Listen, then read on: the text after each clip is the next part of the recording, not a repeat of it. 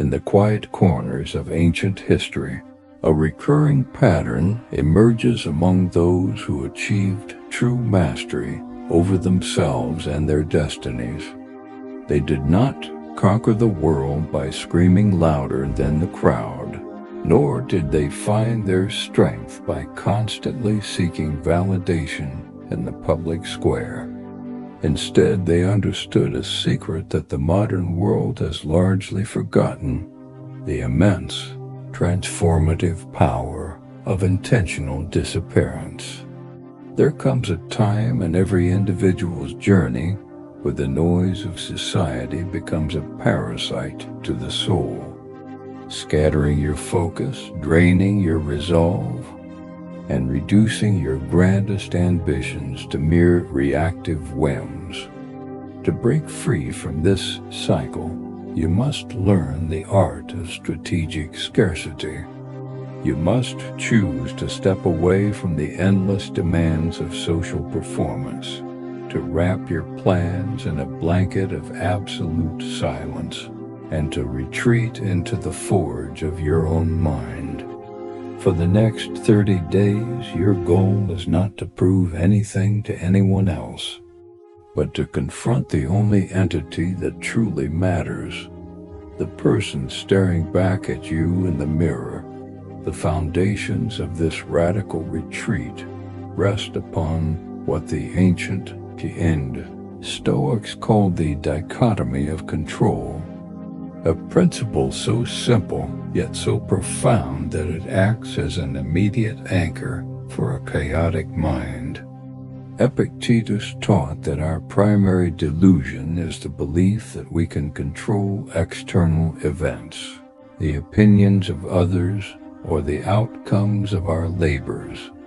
When you spend your days scrolling through digital feeds, responding to every trivial notification, and agonizing over how you are perceived, you are willingly placing your peace of mind into the hands of a fickle public. By choosing to disappear for 30 days, you are enacting a fierce, non-negotiable boundary. You are deliberately pulling your attention away from the external theater, which is entirely outside your control, and placing it squarely onto your internal choices, your character, and your daily actions. This is not an act of cowardice or escape. It is an act of supreme strategic consolidation. You are recalling your scattered armies of focus back to the homeland, ensuring that every ounce of your energy is spent, building an unshakable inner citadel rather than building a superficial reputation that can be swept away by the next passing trend. Consider the historical precedent of Marcus Aurelius, the emperor of the known world, who possessed absolute power, yet found his greatest sanctuary not in his vast palaces or the roaring cheers of the Roman Colosseum, but in the private pages of his own journal. Surrounded by the devastating realities of the Antonine Plague and the brutal betrayals of trusted political allies, he did not seek distraction or external comfort. Instead, he withdrew inward, reminding himself that a man can find no retreat more peaceful or untroubled than a quiet nook in his own soul. If the ruler of an entire empire could find the discipline to disappear into the depths of his own mind amidst a global crisis, then you too can carve out 30 days to silence the external noise. This period of isolation is designed to strip away the unhelpful armor of modern comfort and force you to sit with your own thoughts, your own shortcomings, and your own untapped potential, allowing the clutter of society to evaporate so that your path becomes clear. During this month of profound silence, you will quickly encounter the overwhelming urge to react to the provocations, criticisms, and events of the world around you. Modern society thrives on your reactivity. It feeds on your outrage, your envy, and your constant need to defend your ego. But the Stoic path demands a radical commitment to immunity from criticism and an embrace of strategic silence. When you choose to keep your plans secret and refuse to explain yourself to those who do not understand your vision, you possess a quiet power that terrifies the weak. Zeno of Citium, the very founder of Stoicism, famously remarked that we were given 2 ears and only 1 mouth for a reason, so that we may listen more than we speak. By withdrawing your voice from the public chatter, you stop wasting your life force on trivial arguments and defensive explanations. If others misjudge your silence as weakness or failure, let them. Their opinions are merely external noises, completely irrelevant to the actual state of your character. And your complete indifference to their praise or condemnation becomes your ultimate shield. True self-discipline is not a performance enacted for an audience. It is a quiet, brutal, and daily victory over your own internal weaknesses. As you navigate these 30 days of disappearance, the initial excitement will inevitably fade, replaced by the heavy weight of boredom, restlessness, and the deeply ingrained habit of seeking instant gratification. This is the exact moment where the forge gets hot, and it is where your radical self-discipline must take root.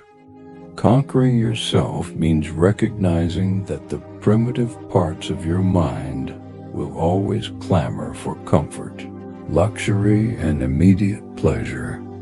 Yet, like Seneca, who routinely practiced periods of voluntary poverty and intense dietary restriction to ensure he never became a slave to his wealth, you must learn to lean into discomfort.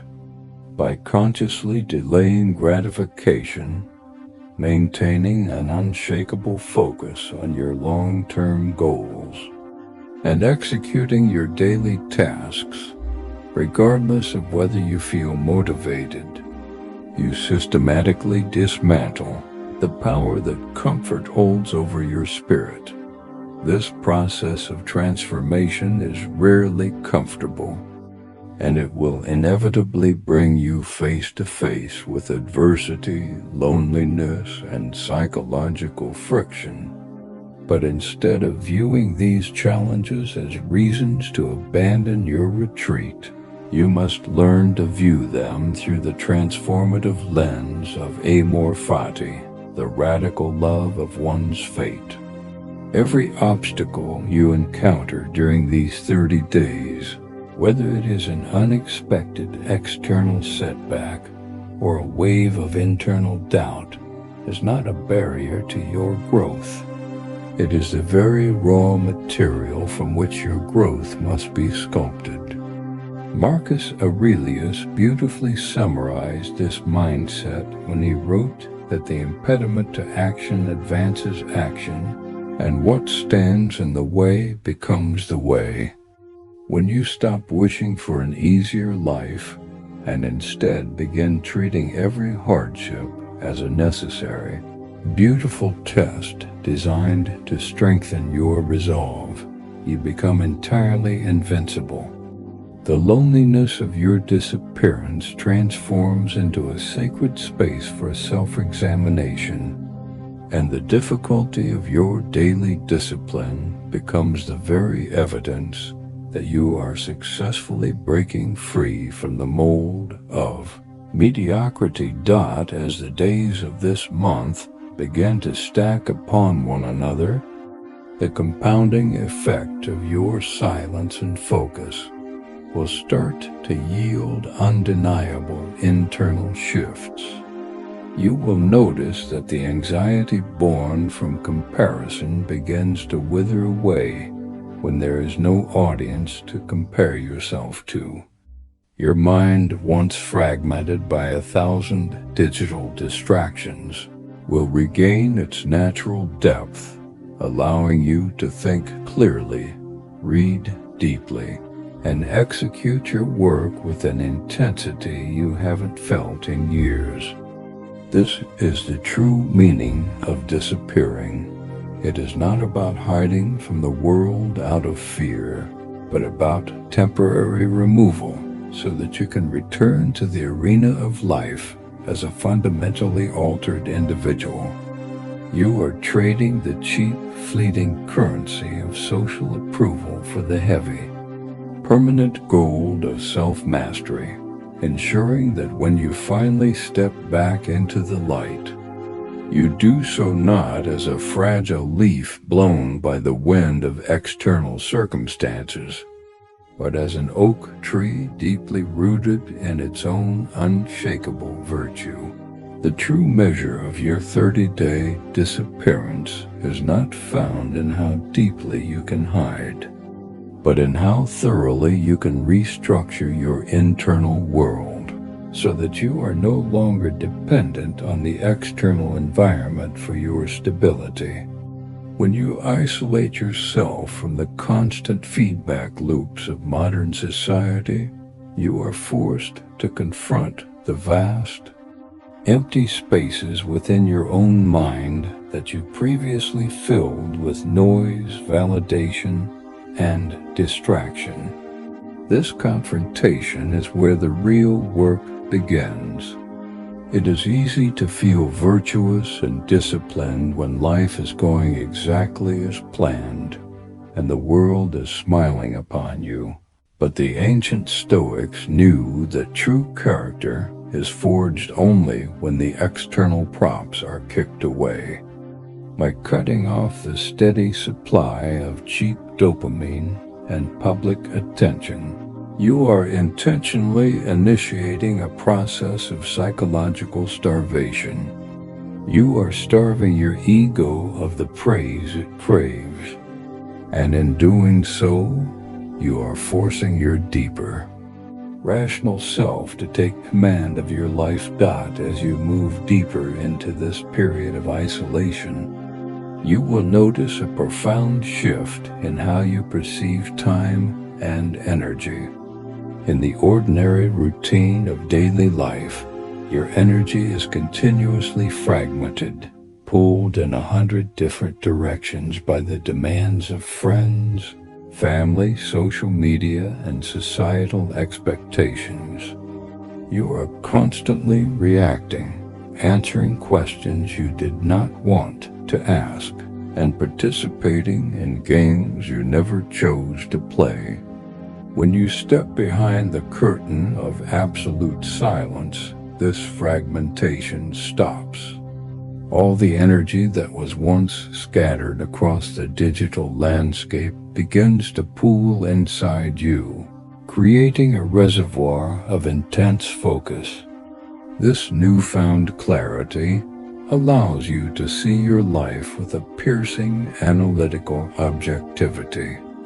You begin to realize how many of your anxieties were completely fabricated by your reliance on the opinions of people who do not even know themselves.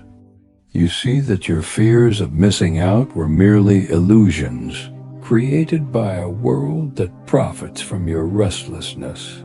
This clarity, however, carries a heavy responsibility, for it demands that you take total ownership of your daily actions through an uncompromising application of radical self-discipline. Without the external structure of societal expectations or the constant monitoring of peers, you become your own judge, jury, and executioner. If you allow laziness, procrastination, or self-pity to creep into your sanctuary, you have no one to blame but yourself. This is the ultimate test of the dichotomy of control. You cannot control the weather, the economy, or the behavior of others, but you have absolute, undiluted authority over whether you get out of bed when your alarm rings, whether you feed your mind with philosophy or trash, and whether you execute your daily duties with precision. Every choice you make in secret during these 30 days is a vote of confidence in your own character, a brick laid in the foundation of an internal fortress that no external storm will ever be able to tear down. To maintain this level of discipline in absolute isolation, you must master the art of strategic scarcity, not just from the world, but from your own impulses. Seneca often advised his friend Lucilius to periodically spend a few days eating the cheapest food and wearing rough, soiled clothes, asking himself all the while if this was the condition that he feared so greatly. In your month of disappearance, you must apply this same principle to your modern luxuries. It is not enough to simply stop posting on social media. You must actively restrict your consumption of anything that softens your resolve. Let your meals be simple, your entertainment minimal, and your environment austere. By deliberately introducing an element of scarcity into your daily life, you break the chains of dependency that keep you enslaved to comfort. When you prove to yourself that you can thrive on the bare essentials, that you can find profound joy in a single book, a quiet walk, or a focused hour of deep work, you strip the external world of its power to tempt or manipulate you. It is during this deliberate withdrawal that your immunity to criticism will undergo its most intense refinement. When you suddenly vanish from your usual circles, people will inevitably begin to talk. Some will assume you are failing, others will mock your sudden distance, and a few may even interpret your silence as an insult to them. The natural human instinct is to rush back into the arena, to explain yourself, to defend your reputation, and to prove your worth to those who doubt you. But to do so is to fail the test of the Stoic sage. Marcus Aurelius reminded himself that an emerald does not lose its value because it lacks someone to praise it, nor does gold become less pure because it is hidden from view. Your character, your ambition, and your inner growth do not require the validation of the crowd to be real. Let people speculate, let them criticize, and let them misunderstand you completely. Your silence is a declaration that their opinions have no currency in your kingdom, and your refusal to react is the ultimate demonstration of your emotional sovereignty. This refusal to react is not an act of cold arrogance, but a manifestation of deep internal resilience born from transforming every obstacle into fuel for your journey. The loneliness that inevitably creeps in during the second and third weeks of your disappearance is not a signal that you are broken. It is the raw material of independence. The frustration of working in silence without immediate rewards is not a sign of failure.